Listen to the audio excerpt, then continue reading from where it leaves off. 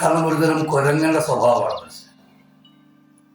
ഒരു സ്ഥലത്ത് നിന്ന് മറ്റൊരു സ്ഥലത്തേക്ക് ഇങ്ങനെ ചാടി ചാടി ചാടി ചാടി ചാടി പോകുന്ന കുരങ്ങനെ പോലെ, അല്ലെങ്കിൽ എപ്പോഴും അങ്ങോട്ടും ഇങ്ങോട്ടും വിഴുതിരിച്ചു പോകുന്ന മാനിന്റെ സ്വഭാവമാണ്. അതുകൊണ്ടൊക്കെ തന്നെയാണ് ചില ഗുരുമുദ്ര എന്നൊക്കെ പറയുന്ന മുദ്രകളൊക്കെ ഇങ്ങനെ പിടിക്കുന്നത്. അതിനെക്കുറിച്ച് പിന്നീട് സംസാരിക്കും. അപ്പോൾ ഒരു സ്ഥലത്ത് തന്നെ ഇരിക്കുക, എല്ലാ ദിവസവും ഒരേ മന്ത്രം തന്നെ. ഒരുപാട് കുഴി കുടിച്ചാൽ വെള്ളം കിട്ടില്ല എന്ന് പറയുന്നത് പോലെ, ഒരുപാട് കുഴികൾ കുഴിച്ചിട്ട് വെള്ളം കിട്ടില്ല, അതെല്ലാം കൂടി ഒരു കുഴിയാവും വെള്ളം കിട്ടും. അതുപോലെ ഒരേ മന്ത്രം, ഏതാണോ നിങ്ങൾ ഉപയോഗിക്കുന്ന നാമം, അല്ലെങ്കിൽ ഏതാണോ നിങ്ങൾ ജപിക്കുന്ന മന്ത്രം, അതേ മന്ത്രം അല്ലെ അതേ നാമം തന്നെ എല്ലാ ദിവസവും ഒരു ഏകദേശം കൃത്യമായ സമയത്ത് രാവിലെ നട്ടെല്ലും നിവർന്നിരുന്ന് ജപിക്കണം. തീർച്ചയായും ഞാൻ പറയുന്നത്, നിങ്ങൾ ഇത് തുടരുകയാണെങ്കിൽ, ജപം എന്ന് പറഞ്ഞ ഒരു കാര്യം നിങ്ങളുടെ ലൈഫിൽ നിങ്ങളുടെ റൊട്ടീന്റെ ഭാഗമാവുകയാണെങ്കിൽ കൃത്യമായും നിങ്ങൾക്ക് അതിനുള്ള മാറ്റങ്ങളുണ്ട്. അപ്പൊ പൊതുവെ ഒരു സംഖ്യ വെക്കുന്നത് നല്ലതാണ്. വിരലുകളിൽ കൗണ്ട് ചെയ്ത് ജപിക്കുന്ന ഒരു രീതിയുണ്ട്. അതല്ലെങ്കിൽ ഇതുപോലെ ഈ യന്ത്രങ്ങൾ യൂസ് ചെയ്യാൻ നമുക്ക് ഇതതുപോലെ ഒരു സംഭവമാണ്. അത് ഇതുപോലെ നമുക്കിതിനെ ഇങ്ങനെ കയ്യിൽ ഓരോ നാമത്തിനും ഇങ്ങനെ ക്ലിക്ക് ചെയ്തിട്ട് നമുക്ക് എണ്ണം അറിയാൻ പറ്റും. അതല്ലെങ്കിൽ മാലയാവാം, അത് ജപമാലയാവാം. ഇതുപോലെ ഇത്തരം മാലകൾ ഉപയോഗിക്കേണ്ട, ഇത് മറ്റു ചില പ്രത്യേക സാധനങ്ങളുടെ ഭാഗമായി ഉപയോഗിക്കുന്ന മാലയാണിത്. അല്ലെങ്കിൽ സാധാരണ നിങ്ങൾക്കൊരു ജപമാലയാവാം, ഇതുപോലെയൊരു ജപമാല ഉപയോഗിക്കാം. അപ്പൊ കൃത്യമായ ഒരു സമയം, കൃത്യമായ ഒരു സ്ഥലം, കൃത്യമായ മന്ത്രം, ഇത് നമ്മൾ പറയുക, നമ്മൾ ചെവി കൊണ്ട് കേൾക്കുക, അതിന് നമ്മളുടെ ശ്വാസത്തിന്റെ താളക്രമമായി കണക്ട് ചെയ്യുക. ഇതാണ് ഒരു ജപത്തിന്റെ ഒരു രീതി. ഒരുപാട് നേരം ഇത് പോകാൻ ചിലപ്പോൾ ഒരു ആദ്യ തുടക്കകാലത്ത് തീർച്ചയായും ബുദ്ധിമുട്ടുണ്ട്. കാരണം ഇത് വളരെ എളുപ്പമുള്ളൊരു കാര്യമല്ല.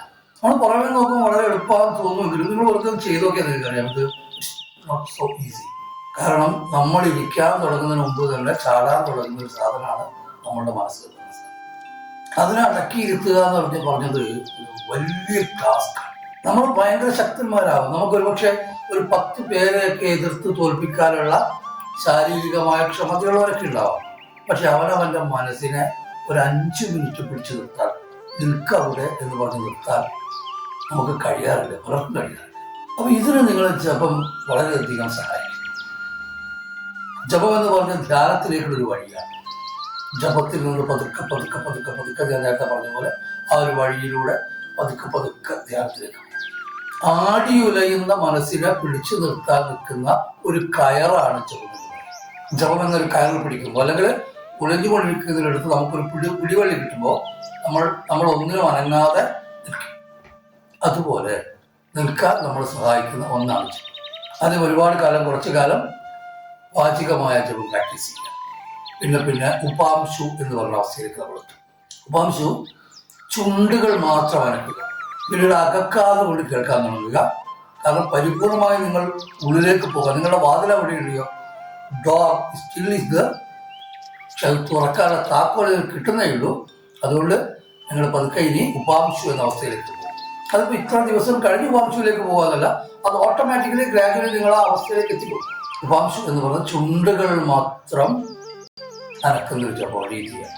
ഇത് നമ്മൾ ശബ്ദമില്ലാതെ ചുണ്ടുകൾ കൊണ്ട് ജപിക്കുകയും അത് ശബ്ദത്തോടെ ഉള്ളിൽ കേൾക്കാൻ തുടങ്ങുകയും ചെയ്യും. ഉപാംശു എന്ന അവസ്ഥയിൽ നിന്ന് കുറച്ചുകൂടി കഴിയുമ്പോൾ നിങ്ങൾ പരിപൂർണമായ മാനസിക ജപത്തിലേക്ക് എത്തും. നിങ്ങൾ ഒന്നും ചെയ്യേണ്ട. പിന്നെ ജപം എന്നുള്ളത് നിങ്ങളുടെ നിത്യസപ്പൈയുടെ അല്ലെങ്കിൽ നിത്യജീവിതത്തിന്റെ ഭാഗമാണ്. നിങ്ങൾ എന്ത് ചെയ്യുമ്പോഴും നിങ്ങൾക്ക് അതിങ്ങനെ നിങ്ങളുടെ ഉള്ളിൽ നിന്ന് ഓട്ടോമാറ്റിക്കലി അതിങ്ങനെ അങ്ങ് വന്നുകൊണ്ടിരിക്കുമ്പോഴും നിങ്ങളുടെ മനസ്സിനെ, നിങ്ങളുടെ ചിന്തകളെ, നിങ്ങളുടെ ഉള്ളിലുള്ള കാമത്തെ, കാമം എന്ന് പറയുന്നത് സെക്സ് എന്ന അർത്ഥത്തിലല്ല, ആഗ്രഹങ്ങളെ. നമ്മൾ വളരെ തിരക്കിട്ട് പോകുമ്പോൾ നല്ലൊരു ഭക്ഷണ സാധനത്തിന് മണം അടിച്ചാൽ നമ്മൾ അങ്ങോട്ടേക്ക് പോകുന്നത് നമ്മുടെ ആവാസത്തിലെ കാമമാണ്, അല്ലെങ്കിൽ നമ്മുടെ കാമം. അതുപോലെ ഈ കാമത്തിൽ നിന്നൊക്കെ വ്യതിചലിച്ച് അതിനകത്തൊക്കെ മാറി നിന്ന് നിങ്ങളും നിങ്ങളുടെ മനസ്സും ആയ ഒരു മഹാമൗനത്തിലേക്ക്, ഒരു സ്വച്ഛന്ത മൗനത്തിലേക്ക് നമ്മളാണ്. അത് ധ്യാനാവസ്ഥയാണ്. ഇതിനെക്കുറിച്ച് നമുക്ക് പറയാം. ഇതാണ് ജപത്തെക്കുറിച്ച് എൻ്റെ പ്രിയപ്പെട്ട ചില സുഹൃത്തുക്കളെ ചോദിച്ചത് കൊണ്ടാണ് ഈ വീഡിയോ ഇട്ടത്. ഈ 3 തരത്തിലുള്ള ജപം. ഇനി നമുക്ക് ഇനിയും ഒരുപാട് പറയാനുണ്ട്. നിങ്ങൾക്ക് താല്പര്യമുണ്ടെങ്കിൽ നമുക്ക് ഇനിയും പറയാം. എല്ലാവർക്കും നന്മ മാത്രം വരുത്തട്ടെ. സകല മായകളിൽ നിന്നും മഹാമായ നിങ്ങൾ രക്ഷിക്കട്ടെ എന്ന് മാത്രം പ്രാർത്ഥിക്കുന്നു. ശ്രീമാത്രേ നമഃ. എല്ലാവർക്കും നമസ്കാരം.